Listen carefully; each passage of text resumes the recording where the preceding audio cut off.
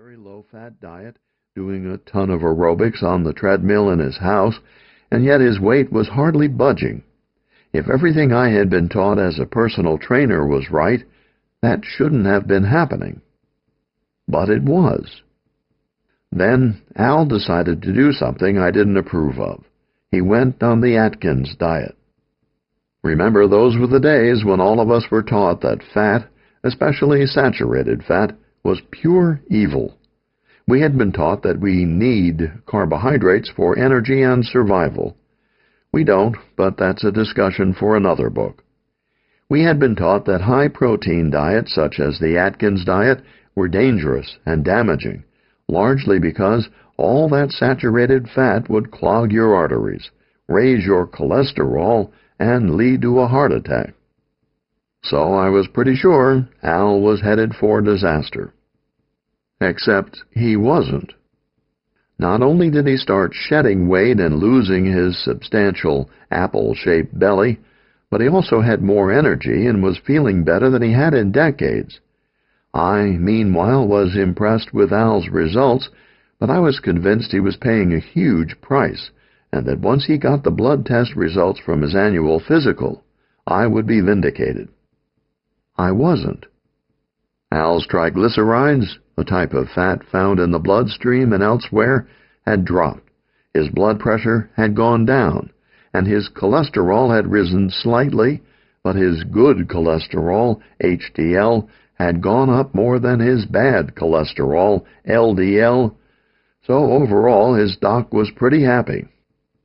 Right around this time, a biochemist named Barry Sears came to New York City to give a workshop at Equinox, which of course I eagerly attended. Sears, whose Zone diet books have sold millions, had a novel approach that can be summed up in 4 words: eat fat, lose weight. If Sears had been anything but an MIT-trained biochemist, he probably would have been laughed out of the room. But given his credentials and remarkable knowledge of the human body, he was pretty hard to dismiss. Now, Sears wasn't the first one to embrace fat and protein in the diet and recommend that we eat fewer carbs. Atkins, whose original diet was the one Al had tried so successfully, had been saying similar things since 1972. But the whole rap against Atkins was that his diet was high in saturated fat, and would therefore likely cause heart disease.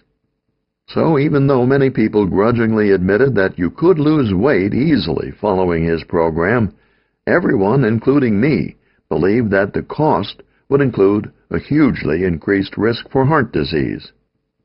Meanwhile, my eyes were telling me something very different, and it wasn't just because of what I had seen happen with Al. It was happening with other clients as well.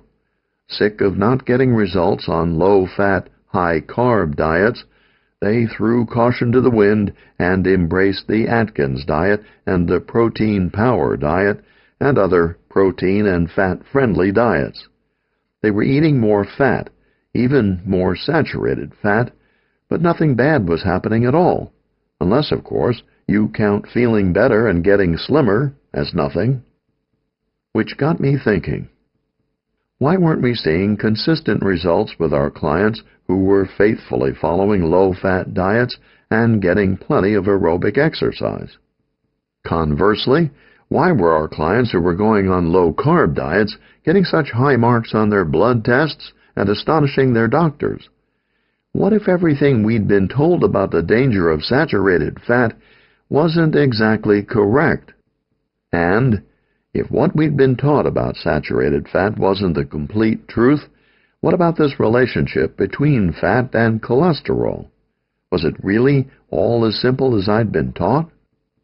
After all, even back in the early 90s, when people only talked about good and bad cholesterol, it was still obvious that overall, saturated fat had a positive effect on Al's cholesterol, as it did on the cholesterol levels of so many of my other clients. Saturated fat raised their HDL much more than it did their LDL. Could this whole cholesterol issue be a little more complicated than I and everyone else had previously believed? Eventually, I thought, Going way out on a limb here, what if the whole theory that cholesterol causes heart disease